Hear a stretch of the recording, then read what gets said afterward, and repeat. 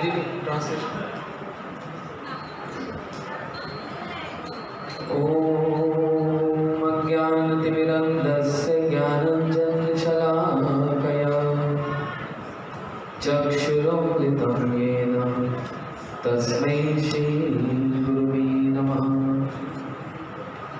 गुरुवे गौरचन्द्राय राधिकाय तदालये कृष्णाय कृष्णभक्ताय तद्भक्ताय नमो नमः।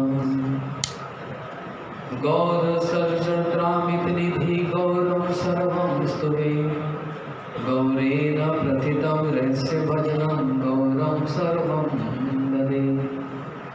गौरस्ति कृपालुरात्रिनपरो गौरस्य भृत्य स्वभवान् गौर गौरवचरामि भगवान् गौर प्रभु रक्ष माम्।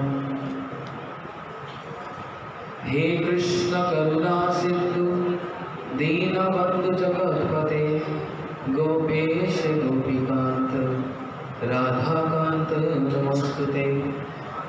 तप्त कांचन गौरांगी राधे वृंदावनेश्वरी वृषभानुसुते देवी प्रणमामि हरिप्रिये। प्रमदवदन लीला कंदरे कंदरते रचयति नवयुनोदन्तमस्मि नमः। इति करुणाप्रलग्नकस्य देवमे निज निकट निवासं देहि गोवर्धनतम्। निज निकट निवासं देहि गोवर्धनतम्। श्री कृष्ण चैतन्य प्रभु नित्यानंद श्री अद्वैत गदाधर शिवासादि गौर भक्तवृंद। सभी बोले हरे कृष्णा कृष्णा कृष्णा हरे हरे हरे राम राम राम हरे हरे। जोर से हरे कृष्णा कृष्णा कृष्णा हरे हरे हरे राम राम राम हरे हरे। हरे कृष्णा कृष्णा कृष्णा हरे हरे हरे राम राम राम हरे हरे।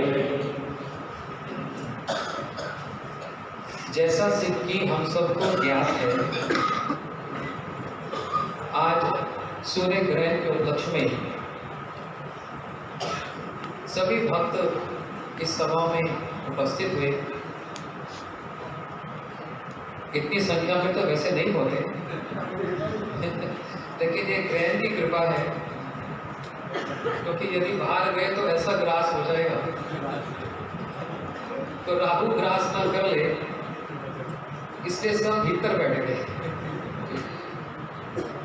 तो जो भी है किसी भी उपाय से ये न कहना उपाय न,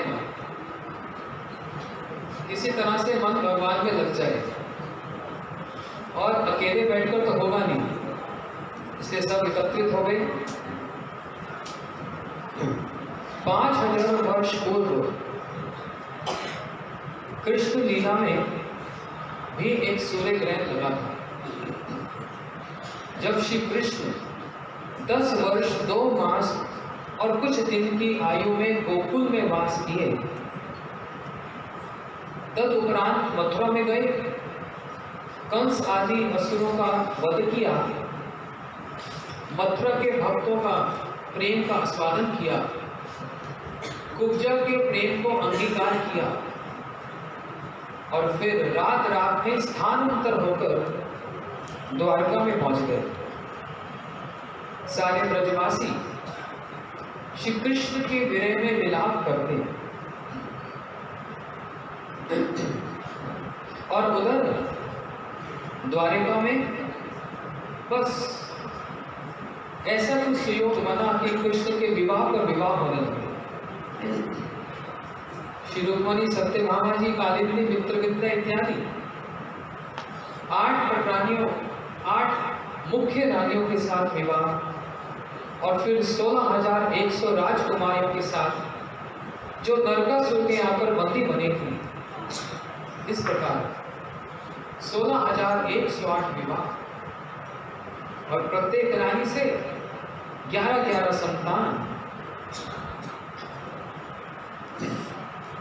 इस स्थिति में द्वारका में श्री कृष्ण ब्रजवासियों का स्मरण करते हैं और विशेष करके प्राणों से प्यारी श्री राधा जी उनका स्मरण करते हैं और अपनी रानियों के साथ जब विश्राम करते हैं। ट्रांसलेशन ट्रांसमीटर वो इज द ट्रांसमीटर।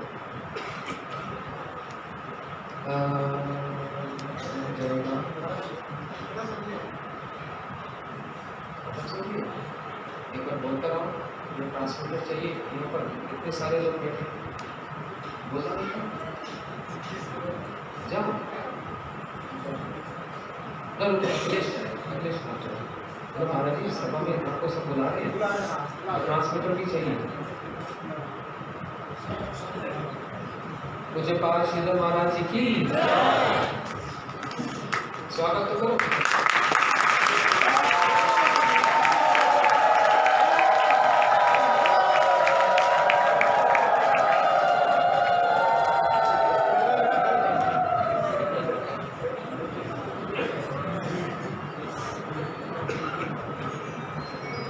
तो श्री कृष्ण राधा जी का स्मरण करते हुए क्रंदन करते हैं, रानियों के साथ विश्राम करते हैं, परंतु इतना रोते हैं कि सारा तकिया भीग जाए। अब एक तरफ श्री कृष्ण विरह में रानियों के साथ विश्राम करते समय रोए और तकिया भीग जाए, और इधर राधा जी मान सरोवर पर यदि मान करके क्रंदन करें तो सरोवर बन जाए। इसलिए मिलन में भी राधा जी की श्रेष्ठता और विरह में भी श्रेष्ठता, प्रत्येक गुणों में ही श्री राधा जी के श्रेष्ठ स्वभाव की, उनके गुणों की परिचय को प्राप्त होते हैं। नाम से लेकर, रूप से लेकर, गुणों से लेकर, लीलाओं से लेकर और परिकर तक भी। नाम के संबंध में सुबह महाराज जी से श्रवण किया ना, श्री कृष्ण स्वयं चंद्रिका देखकर क्रम दीपिका में कह रहे हैं, मम शतेव नाम राधा नाम परम प्रियम। मेरे श्री कृष्ण कह रहे मेरे 100 नाम के बराबर एक राधा नाम है। तो नाम में भी कौन श्रेष्ठ हुए? राधा जी। और रूप में भी कौन? तत्राति शुभे भगवान देव सुता मध्यमाना हयमाना ममर का कयता। जब राधा जी रास में श्री कृष्ण के साथ विराजमान हो तो कृष्ण का सौंदर्य और बढ़ जाए। यद्यपि कृष्ण सौंदर्य माधुर्य धुरा ब्रज गोपी मध्यदार बढ़े, ऐसे कुछ भी आ रहा है। यद्यपि कृष्ण का सौंदर्य बहुत ऊंचा है, श्रेष्ठ है, परंतु जब ब्रज गोपियों और राधा जी के साथ विराजमान हो तो उनका सौंदर्य और बढ़ जाए। तो रूप में भी राधा जी श्रेष्ठ है और गुणों में भी, और राधा जी के बिना तो लीला संपन्न हो ही नहीं सकती। बोले तुहु बिना कहाँ रास, तुहु नानु मोर ब्रजवास। इसलिए उन श्री कृष्ण को राधा जी का वह विरह सताए। लेकिन एक बात है, गुरु जी की कथा सुन रहा था, बोलते यहाँ पर ब्रजवासियों के पास तो बहुत प्रकार का संबंध है, अपने विरह की वेदना को शांत करने के लिए बहुत प्रकार के उपाय हैं। क्या उपाय हैं? बोलते चारों और लीला स्थलियां हैं। जमुना जी का तट है, वंशी वट है, श्रृंगार वट है, इत्यादि सेवक वट है, गोवर्धन है, और ये जितनी सब लीला स्थलियां, ये उनका एक संबंध है, एक आश्रय है।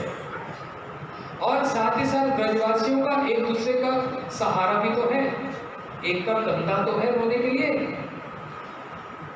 द्वारका में कृष्ण के पास क्या आश्रय है? कौन कृष्ण के इस भाव को समझेगा? ना तो वहां पर कोई ब्रज स्थली जैसी कोई लीलाओं की कोई स्थली है, ना कोई ऐसा जो ब्रज के भाव को समझ पाएगा। बलदेव जी समझते हैं, रोनी मैया समझती हैं, उद्धव जी समझते हैं, और कौन है?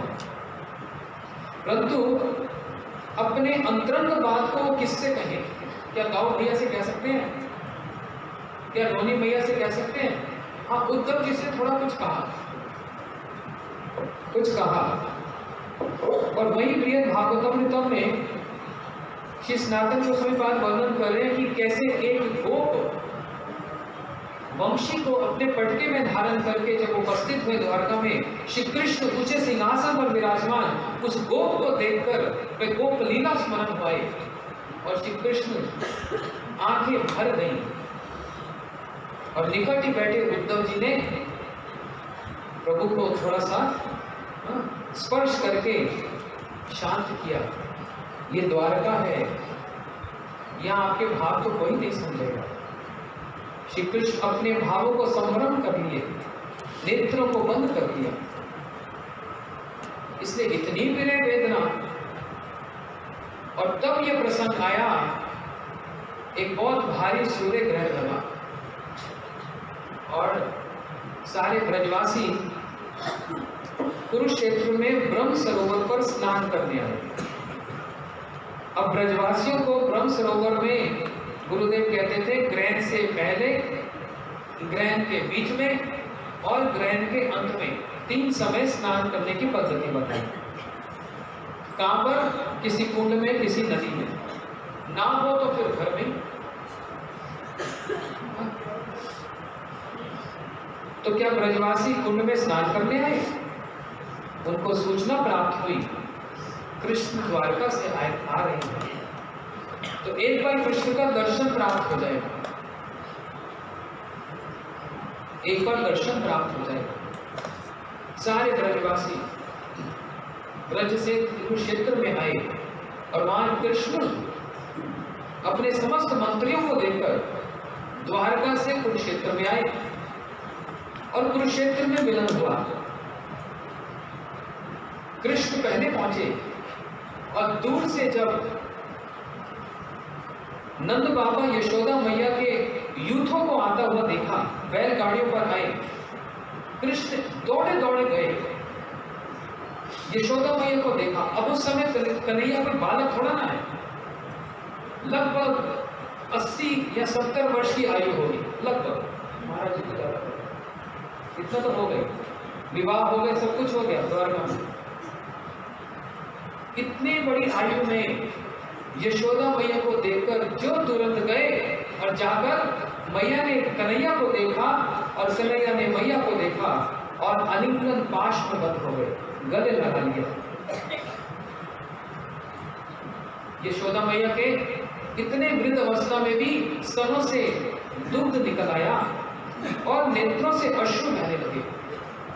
गंगा जमुना बह रही है और स्तनों से दूध निकल रहा है, इतना वात्सल्य उमड़ आया। बोलते यहां पर मर्यादा की हानि हुई। मर्यादा कहती है कि चिरकाल के विरह के पश्चात यदि गुरुजनों का कभी संपर्क हो या दर्शन हो तो पहले उनको प्रणाम करना चाहिए, ये मर्यादा है। लेकिन जहां पर प्रेम है वहां पर मर्यादा न्यून हो जाती है, छोटी हो जाती है और प्रेम ऊंचा हो जाता है। प्रेम के आगे मर्यादा नहीं रहती। मर्यादा कहती है कि कृष्ण को पहले मैया के चरण छूने चाहिए, लेकिन वहां पर प्रेम इतना ऊंचा है, मर्यादा का कोई अवकाश नहीं। तुरंत जो गले लगे, दोनों फूट फूट कर रोने लगे। पास में नंद बाबा खड़े प्रतीक्षा में हैं कि कब यशोदा छोड़े तो मैं भी कन्हैया को गले लगाऊं। ये सूर्य ग्रहण की स्थिति, आज वही सूर्य ग्रहण पे हम वही भागवत जी से, चैतन्य चेतावनी से वही लीला को स्मरण करने का प्रयास कर रहे हैं। नंद बाबा खड़े हैं कि कब कन्हैया यशोदा जी को छोड़े और मैं भी कन्हैया को गले लगाऊं। तो नंद बाबा ने यशोदा ने तो साधना दी और कन्हैया को लिया, और कन्हैया ने बाबा को भी जो गले से लग कर जो जोर जोर से फूट फूट कर रोने लगे। सभी सखा कन्हैया के साथ गले लगकर रोने लगे और इत्यादि वहां पर वार्तालाप हुई। अब इन सब से तो मिल लिया, अब रह गई ब्रज गोपियां।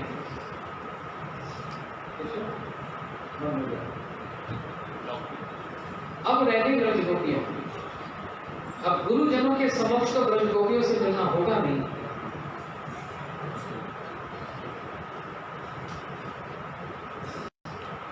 ब्रज गोपियों के सामने तो गुरुजनों के सामने तो गोपियों से मिलना होगा नहीं, इसलिए एकांत में ही ब्रज गोपियों के साथ भी कृष्ण का मिलन हुआ। और वहां पर जो उनके बीच में वार्तालाप हुआ, क्या सुंदर मार्मिक और हृदय स्पर्शी वार्तालाप।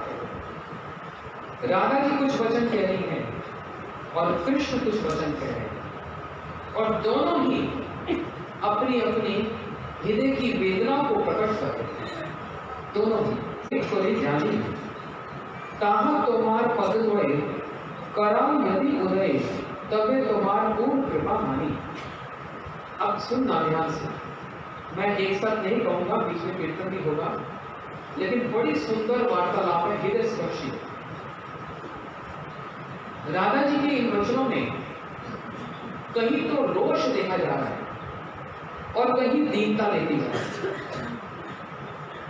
कहीं पर मिलन सुख जब होता है तो वहां पर क्रोध उत्पन्न हो जाता है, रोष हो जाता है, और जहां पर विरह आता है वहां पर स्वाभाविक ही दीनता आ जाती है। इन राधा जी के इन वचनों को सुनेंगे, हम इसको श्रवण करेंगे। राधा जी के वचनों में कहीं तो दीनता है और कहीं आक्षेप है, कृष्ण के प्रति आक्षेप है। आपने ऐसा क्यों किया? हम सुनेंगे उसको।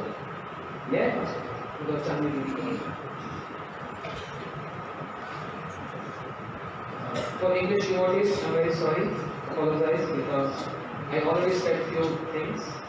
That was just an introduction. But the main course is starting now. The conversation between Radharani and Krishna at Kurukshetra after long separation. So, Didi, are you ready? In this इन राधा जी के इन शब्दों में जहां पर विरह उत्पन्न हो जाए, विरह का स्मरण करें, वहां तो स्वाभाविक ही दीनता आ जाए, विरह में ही दीनता आती है। और जहां पर मिलन का स्मरण हुआ है वहां पर आक्षेप और रोष, क्रोध प्रकट हो जाए। जैसे श्री बलदेव विद्याभूषण प्रभु जी ने सिद्धांत रत्न में कहा, ऐश्वर्य निष्ठा नाम माधुर्य प्रकाशितम सरस्वती प्रवाह गौंतसी विरय विस्मय विपदे चा सरस्वती एवं प्रवास। होते हैं प्रयाग में, जहां पर 3 नदियों का संगम है, गंगा जमुना सरस्वती। वहां पर गंगा और जमुना जी का प्रवाह तो देखा जाता है, लेकिन सरस्वती जी का प्रवाह नीचे की ओर प्रवाहित होता है, वो देखा नहीं जाता। ये बलदेव विद्याभूषण प्रभु जी उदाहरण दे रहे हैं। लेकिन विशेष तिथियों में, अमावस्या, पूर्णिमा, ऐसी विशेष तिथियों में सरस्वती का प्रवाह भी देखा जाता है। बोलते उसी प्रकार ब्रज में संपूर्ण ऐश्वर्य तो है, परंतु वो संपूर्ण ऐश्वर्य माधुर्य से ढका रहता है, लेकिन विशेष परिस्थितियों में वो प्रकट हो जाता है। वो कौन सी 3 परिस्थितियां बताई? श्री बलदेव विद्याभूषण प्रभु कह रहे हैं, विरह विस्मय विपदेचा। अब गोपी गीत तो विरह में गाए ना, तो क्या स्मरण करिए? विश्व जला तैयार व्याल, कृष्ण की उन समस्त लीलाओं का स्मरण कर रही है ना। तो यहां तो विरह में होगा या विस्मय में या विपद में। अरिष्टासुर कंस के द्वारा भेजा गया, बैल का रूप धारण करके असुर आया, इतने पहने पहने सींगों को लेकर गोपियों के झुंड में, और गोपियां रक्षा की प्रार्थना कर रही है, रक्षा करो रक्षा करो। तो क्या कृष्ण को भगवान मान के रक्षा की प्रार्थना कर रही है? बोले नहीं, अपने प्रियतम मान कर रक्षा की प्रार्थना कर रही है। तो राधा जी के वचनों में अभी हम लोग सुनेंगे, कहीं तो आक्षेप और कहीं पर दीनता।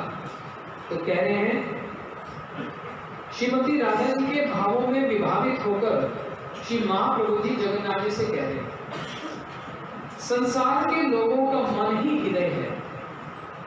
संसार के जो लोग, उनका मन हृदय है। मन का अर्थ क्या?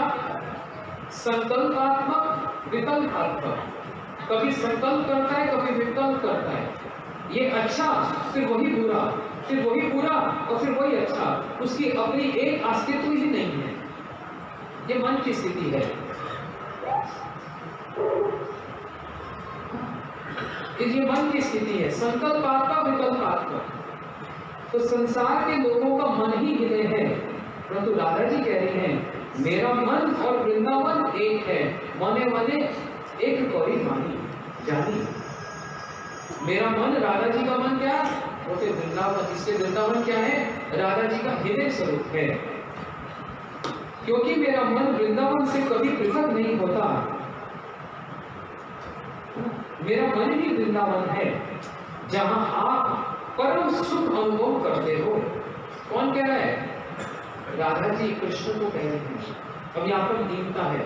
इतने समय के बाद मिले ना, थोड़ा संकोच हो रहा है। इतने वर्षों के बाद मिला, थोड़ा संकोच हो रहा है। अपने प्रियतम को इतने चिरकाल के बाद देखो तो एकदम से वार्तालाप आरंभ नहीं हो जाती। पहले थोड़ी थोड़ी छोटी छोटी बात, कैसे हैं आप, सब ठीक ठाक है। पहले दीनता। मेरा मन वृंदावन है, जहां पर आप परम सुख अनुभव करते हो। ये श्याम सुंदर, वृंदावन का आनंद लेने के लिए आप अपने चरण कमल मेरे मन रूपी वृंदावन में रखोगे तो मैं इसे आपकी पूर्ण कृपा मानूंगी। क्या राधा जी कृष्ण को ये कहेंगी, मैं आपकी पूर्ण कृपा मानूंगी यदि आप अपने चरण कमलों को मेरे हृदय पे धारण करोगे, वृंदावन में धारण करोगे। साथ ही साथ इन वचन में आक्षेप भी है कि आप उन वृंदावन को त्याग करके आप इतनी दूर चले गए, क्या पुनः आप उन चरणों को फिर से वृंदावन में स्थापित नहीं करेंगे, मेरे हृदय में स्थापित नहीं करेंगे? ये प्रार्थना करेंगे, जहां पर दीनता भी, और दीनता शब्दों में आक्षेप भी है। ये वाक्य परिपाटी है। इसलिए कृष्ण राधा जी की महिमा दर्शाने के लिए द्वारका में एक लीला भी की। रुक्मणी जी से कहा, रुक्मणी पता नहीं तुमने हमसे विवाह कैसे कर दिया। इतने बड़े बड़े सुंदर सुंदर बलवान स्मृतिवान राजकुमार थे, हम तो भय के कारण, डर के रात रात में ही द्वारका में आकर बस गए। इत्यादि वचन कहे। रुक्मणी जी तो हास परिहास सहन ही नहीं कर पाई, और जो चावट उतारी थी ना, बेहोश होकर गिर पड़ी, मूर्छित होकर गिर पड़ी। कृष्ण विचार करने लगे, अरे ये क्या पत्नी है, थोड़ा सा हास परिहास किया, दो शब्द मैं कहूंगा तो उसके सुनूंगा तो हास परिहास थोड़ा सुंदर हो जाता है। हमने कह क्या दिया, रुक्मणी से सहन के नहीं हुआ, मूर्छित होकर गिर पड़े। वही पे वही बात किया, फिर कृष्ण सत्यभामा जी के सामने रखे, यही बात कही, और सत्यभामा जी ने तो तू तड़ाक करके ऐसी सुना दी। बोलते हाँ हाँ अच्छा ही है, वो मथुरा में उपजय ठीक थी आपके लिए। तो कृष्ण मन में विचार करने लगे, रुक्मिणी सहन नहीं कर पा रही और कुब्जा ने तो तू तड़ाक करके बात कर। और यही की यही बात, ऐसी बात का लाभ जब ब्रज में राधा जी के साथ होती है, उन वचनों में आदर भी होता है, सम्मान भी है, उसमें दीनता भी है, उसमें आक्षेप भी है। सब प्रकार की मुद्राएं एक ही वचन में, एक ही वाक्य में श्री राधा जी के मुख से तो निकलती हैं। इसलिए कहा ना, प्रिया यदि मान कोरे कोरे भक्त वेद स्तुति हईते हरे मोर। उन प्रियाओं की, उन राधा जी के वचन परिपाटी, उनकी वाक्य को सुनकर देखो इतना आनंद लगता है, क्योंकि उसमें मात्र तू तड़ाक नहीं है, उसमें आदर भी है, उसमें उन आक्षेप वचनों में आदर भी है और महिमा भी है। इन काले का विश्वास नहीं करना। विगायु एवं उपेंद्र विद्युल धर्मा स्त्री आकृत विरूपम स्त्रीजित कामना। इस काले का विश्वास नहीं करना चाहिए। ये एक काला त्रेता युग में हुआ था। कौन? राम पेड़ के पीछे छिपकर एक बंदर, एक बानर बाली का वध कर दिया था। अच्छा काम किया। तो वचन तो आक्षेप वाले हैं। फिर मानो उद्धव जी ने कहा, राधा जी वो तो क्षत्रिय है ना, वो तो क्षत्रिय है, तो क्या हुआ?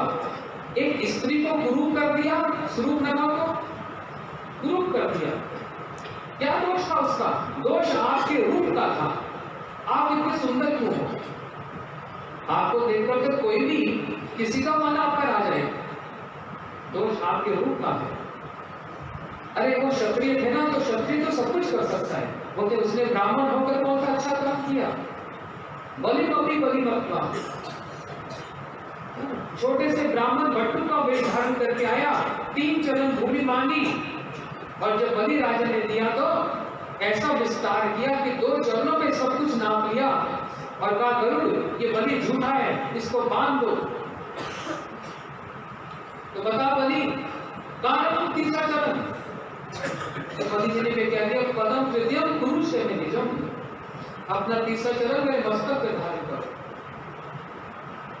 तो ये आक्षेप वचन है, लेकिन साथ साथ एक बात और कह दी, तद अलम असि सखी दुस्तर्जम तत् पदार्थम।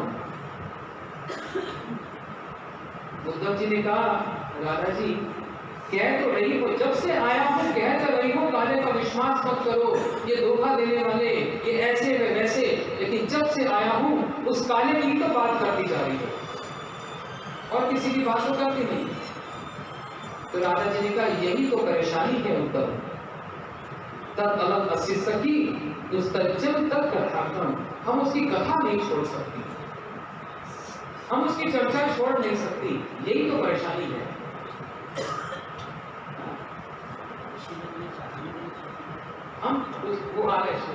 हम चाहकर भी छोड़ नहीं पा रही। चित्तकारी तोमा कहते विषय चाहे लगाए थे, यत्नकारी नहीं काढ़ी मारे। तुम्हारे ध्यान शिक्षा कर लोकी हास्य मर, स्थान स्थान ना करो विचारे। हम तो चाहते हैं तो भूल जाएं, लेकिन हम भूल नहीं पाते। तो उन वचनों में आदर भी है और आक्षेप भी है। ये राधा जी के वचन, श्री कृष्ण वचनों को सुनने के लिए सब समय ललायत रहे, उत्साहित रहे। अब राधा जी देखो निवेदन कर रही है, प्रार्थना कर रही है। प्राणनाथ शुभ मोर निवेदन, ब्रज अमार सदन, कहां तुम्हार संगम, ना पाए ना रही जीवन। अभी धीरे धीरे होते ना वार्म अप, धीरे धीरे वार्म अप हो रहा है। अभी तो प्रार्थना वचन चल रहे हैं, आगे सुनना। हे प्राणनाथ, राधा जी श्री कृष्ण को क्या कहकर संबोधन करती हैं? हे मेरे प्रियतम, हे प्राणनाथ, हे प्राणनाथ मेरा एक निवेदन सुनिए।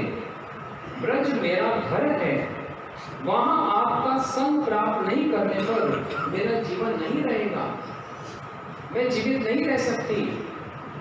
ब्रज मेरा घर है, आपका संग प्राप्त नहीं हो रहा, आपका संग प्राप्त नहीं हो रहा। चित्तकारी तो वहां थे, विषय चाहे लगाए थे, यत्नकारी नहीं गाड़ी वाले।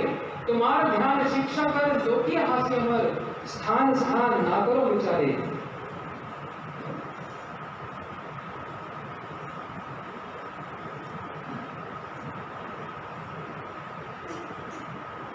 कह रहे हैं, हे कृष्ण, तुम जब मथुरा में थे तब उद्धव के माध्यम से ज्ञान योग का उपदेश भेजकर ज्ञान योग से तुम्हें प्राप्त किया जा सकता है, ये बात तुमने कही थी। राधा जी स्मरण करा रही है कृष्ण से। स्मरण है, उद्धव को भेजा था मथुरा में और उद्धव ने आकर क्या ज्ञान योग हमको सिखाने लग गया। आपने तो भेजा था, हो गया ना, शुरू हो गया ना, आपने तो भेजा था ना। और उद्धव क्या कर रहे हैं? ज्ञान योग की शिक्षा दे रहे हैं। ये बात तुमने कही थी ना। अब इस कुरुक्षेत्र में साक्षात मिलन होने पर भी उसी प्रकार ज्ञान योग बतला रही हो। आपने फिर यहाँ पर कुरुक्षेत्र में अपनी ज्ञान की बातें कह दी कि गोपियों मैं तो सर्वत्र हूं, मैं भक्ति ही भूतनाम अमृता का पद है। अरे भक्ति के द्वारा ही मेरी प्राप्ति होती है, मैं तो सबके हृदय में बैठा हूं। गोपियां कह रही नहीं, विचार भी नहीं करते कहां पर क्या बात बोलनी चाहिए, पात्र क्या है, देश क्या है, कुछ विचार नहीं करते। फिर ज्ञान योग की बातें आरंभ कर दी आपने। मेरा हृदय, राजा जी कह रहे मेरा हृदय प्रेममय है, इसमें ज्ञान योग का स्थान नहीं है। ऐसा जानने पर भी तुम्हारा इस प्रकार उपदेश देना उचित नहीं है कृष्ण। इस प्रकार के उपदेश हमको मत दो। मैं आपसे चित्त हटाकर विषयों में लगाने की इच्छा करने पर भी वैसा नहीं कर पाती। हे कृष्ण, आप हमको ये कह रहे हैं कि गोपियों अपना मन, मैं आपके हृदय में वास करता हूं, अपना मन काम घर के काम काज में लगाओ। राधा जी कह रही है, हे कृष्ण, हमारा चित्त मन सब कुछ तो आप अपने साथ ले गए और इंद्रियों को हमारे पास छोड़ गए। आप कह क्या रहे हो? आप सोच विचार कर बोल रहे हो कि नहीं? कृष्ण कह रहे गोपियों, इंद्रियों से भोग करो और प्रसन्न रहो। और राधा जी कह रही है कृष्ण, मन को, चित्त को अपने साथ ले गए, इंद्रियों को हमारे पास छोड़ गए, तो बिना मन और चित्त के इंद्रियां भोग कैसे करेंगी? कुछ तो विचार करो, आप बोल क्या रहे हो? मैं आपसे चित्त हटाकर विषयों में लगाने की इच्छा करने पर भी वैसा नहीं कर पाती, इसलिए आपके प्रति ऐसी अनुरक्ति की जब मेरा स्वभाव है तो मुझे ध्यान की शिक्षा देना केवल लोक हास्य मात्र है। लोगों को ये हास्य मात्र है, लोक हास्य है, बस अपने ही मजाक उड़ा रहे हो, अपनी हंसी उड़ा रहे हो। क्या बोल रहे हैं आप? नामी गोपी योगेश्वर पद कमल तुम्हार चित्ते पाए संतोष, तुम्हार वाक्य परिपाटी तार मध्य टूटी नाटी, सुनी आर बड़ो रोष। देखो राधा जी क्या कह रही, आप हमको योग की शिक्षा दे रहे हो ना कि गोपियों, जो भी हृदय में मुझको ध्यान करते हैं परम प्रसन्न रहते हैं, तुम क्यों रोती रहती हो? अब अभी तक हे प्राणनाथ मेरा हृदय वृंदावन है, इसमें अपने चरण को स्थापित करो, दीनता की। और अब देखो कैसे शब्द बदल गए। क्या कह रहे हैं? नामी गोपी योगेश्वर पद कमल तुम्हार चित्ते पाए संतोष, तुम्हार वाक्य परिपाटी तार मध्य कुटी नाटी, सुनी आर बड़ो रोष।